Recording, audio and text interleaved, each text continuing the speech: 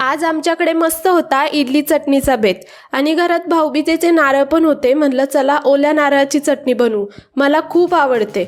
मग परीला पाठवलं तिच्या पप्पांकडे, म्हणलं जा नारळ फोडून आण। आणि आमच्या इथे ना सकाळी सकाळी बाहेर असं इतकं छान वातावरण असतं ना, खूप भारी वाटतं, निसर्गात आल्यासारखं। आणि हिरवळ असल्यामुळे इथे बकऱ्या पण येतात चरायला। पप्पांचं इकडे नारळ फोडून होईपर्यंत परी अशी बकऱ्या बघत बसली होती। बघा कशी निरीक्षण करून बघतीये पप्पा काय करतायत ते। परीला तर नुसतं हे नारळ पाणी इतकं आवडतं ना।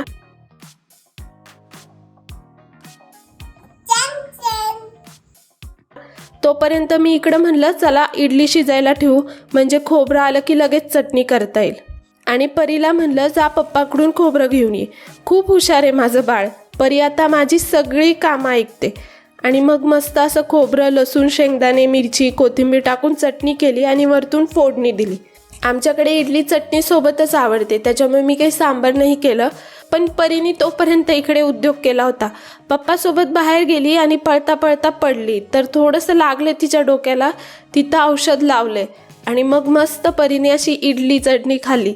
बाकी काय आमचं मस्त, पण तुम्ही चॅनल सबस्क्राईब करायला विसरू नका बरं का।